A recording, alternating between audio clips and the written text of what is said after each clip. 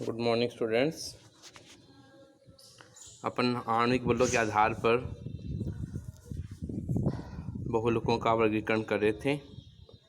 उसी में उसके प्रकार देखिए। प्रत्यास्थ बहुलक। तो इस प्रकार के जो बहुलक होते हैं, रबड़ भी कहते हैं इसे हम। रबड़ में दुर्बल अंतराण्विक आकर्षण बल पाया जाता है, जिसकी वजह से हम इसे एक निश्चित सीमा तक खींच सकते हैं। यहाँ कुछ तिर्यक बंध भी पाए जाते हैं। हम प्राकृतिक रबड़ की प्रत्यास्थ सल्फर के साथ वल्कनीकृत करके बढ़ा भी सकते हैं। जैसे देखिए, इस प्रकार के बहुलक में प्रबल अंतराण्विक आकर्षण बल पाया जाता है, जिससे कारण के तन सामर्थ्य और गलनांक उच्च हो जाते हैं। इसे धागा भी कहते हैं। एग्जाम्पल्स टेरिलीन, नायलॉन और पॉलिस्टर। इसी प्रकार देखिए, बहुलीकरण के आधार पर वर्गीकरण योगात्मक और योगज बहुलक। इस प्रकार के बहुलक का निर्माण एकक इकाइयों के द्विबंध तथा त्रिबंध द्वारा जुड़ने से होता है। यहाँ कोई भी अणु निकलता नहीं है। तो एक प्रकार से पीछे जो अपन एग्जाम्पल पढ़े थे, सेम उसी प्रकार के हैं कि दो अणु इस प्रकार से यहाँ पर जुड़ जाते हैं, जिसे हम समबहुलकन भी कहा था। एकदम सेम समबहुलकन का ही प्रकार है ये, समबहुलकन का ही मेन चीज़ है ये। जहाँ पे ये फॉर्मूला अपने को याद करना है। इसे अपन कहते हैं स्टाइरिन और इससे पॉलीस्टाइरिन बनता है। इसे अपन एन जोड़ देते हैं, इसे अपन टेफ्लॉन के नाम से जानते हैं। आगे देखिए, संगमन बहुलक। संगमन बहुलक में दो या दो से अधिक ज़्यादा एकलक इकाइयाँ एक दूसरे के साथ जुड़ जाती हैं। तो जुड़ने के बाद कुछ अणु जैसे H2O, HCl, HNO3, nylon, alcohols आदि निकल जाते हैं। ये अपना जो अपने सह बहुलकन पढ़ा था, उस सह बहुलकन को ही इसे अपन कह सकते हैं। उदाहरण लाइनोन 6 है। ठीक है, तो ये अपने पास में एग्जाम्पल्स पीछे अपन ने पढ़ा था, वो सेम ही इसका एग्जाम्पल अपने पास में हो जाता है।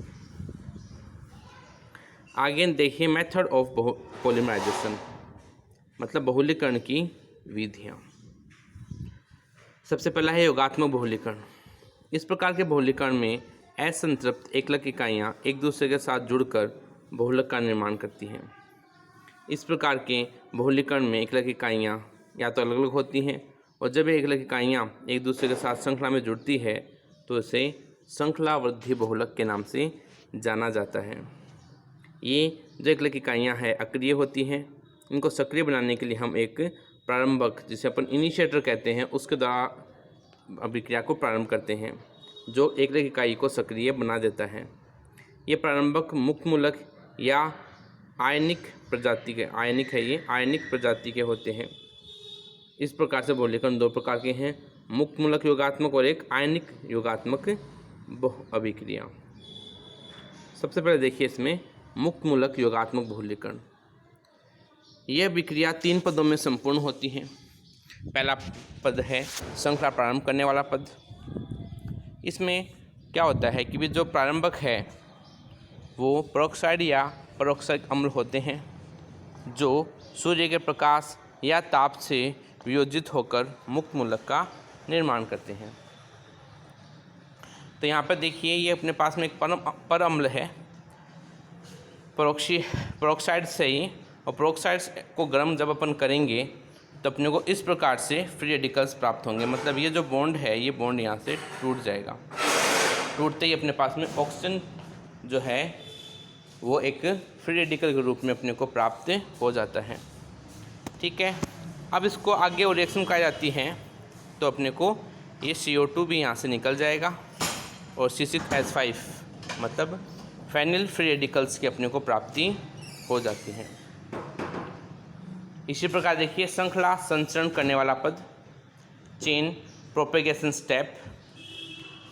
इसमें पहले बना हुआ मुक्तमूलक एथीन जो एकलक है, जैसा मैंने आपको बताया था कि भी एक सबसे पहले प्रारंभक होता है, उस प्रारंभक के द्वारा अभिक्रिया प्रारंभ होती है और वो प्रारंभक यहाँ पर C6H5 यानी फाइनल फ्री रेडिकल्स अपने को मिल गया। अब ये फाइनल फ्री रेडिकल किसी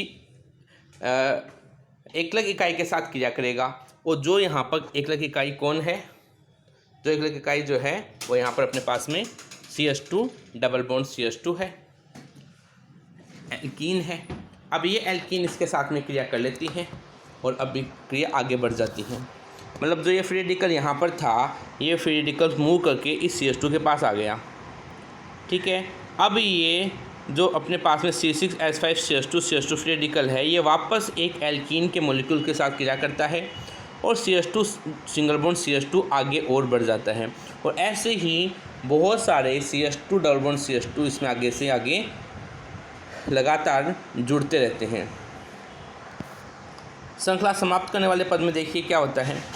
इस पद में दो अलग अलग मुक्त मूलक को जोड़कर बहुलक का निर्माण हो जाता है।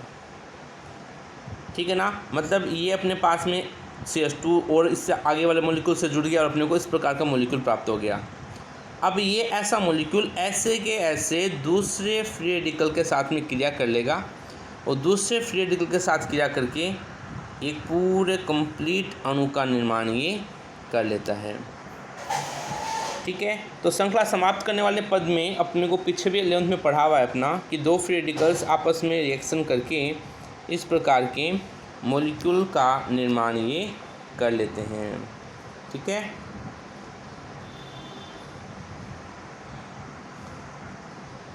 अब देखिए श्रृंखला को समाप्त करने वाला जो पद है वह 4 प्रकार से हो सकता है। पहला है युग्मन, कपलिंग। युग्मन में क्या होता है कि एक जो फ्री रेडिकल है वह दूसरे फ्री रेडिकल के साथ में क्रिया कर लेता है और अपने को प्रोडक्ट की प्राप्ति हो जाती है। इसमें कोई ज़्यादा हार्ड वाली बात नहीं है। असमानुपात, इसमें क्या होता है कि एक हाइड्रोजन का एक परमाणु का स्थानांतरण हो जाता है। मतलब यहाँ पर जिस जो अपने पास फ्री रेडिकल था, इसके इस CH के पास जो हाइड्रोजन है ये इसके पास वाले के पास चला गया और पास वाले के पास जाते ही यहाँ पर अपने पास CH3 बन गया और इस CH के पास में फ्री रेडिकल की प्राप्ति हो गई। मतलब डबल बॉन्ड का निर्माण हो गया यहाँ पे। तो CH का जो ये इलेक्ट्रॉन्स अगर आप इसको देखो तो ये मैंने शिफ्ट किया हुआ है, देखो यहाँ पर ये शिफ्ट होकर देखो यहाँ पर डबल बॉन्ड बन गया है। ठीक है, और ऐसा ही जो है अपने पास में दूसरा अणु भी आपस में से क्रिया कर लेता है और अपने को इस प्रकार के प्रोडक्ट की प्राप्ति यहाँ पर हो जाती है। और एक और आता है जिसे अपन कहते हैं श्रृंखला का स्थानांतरण, चेन ट्रांसफ़र। चेन ट्रांसफ़र में क्या होता है कि जो अपने पास में फ्री रेडिकल है ये किसी एक मॉलिक्यूल के साथ में क्रिया कर लेता है और ये जो फ्री रेडिकल है ये फ्री होके इस CH3 CH2 के साथ में जुड़ जाता है और यहाँ का हाइड्रोजन फ्री होके इस CH2 के साथ जुड़कर यहाँ पर CH3 का निर्माण कर लेता है। ठीक है ना, तो आप इसको ध्यान से देखोगे तो आपके समझ में आ जाएगा कि भी यहाँ से एक हाइड्रोजन जुड़ा हुआ है और यहाँ से एक हाइड्रोजन निकल के फ्री रेडिकल का यहाँ निर्माण किया हुआ है। ठीक है ना, तो ये लेसन जो अपन पढ़ रहे हैं फ़िलहाल ये इतना कोई हार्ड लेसन नहीं है, अपने लिए बहुत ज़्यादा आसान प्रकार का एक लेसन है जिसको आप बार बार पढ़ते रहो और इसको याद करते रहिए।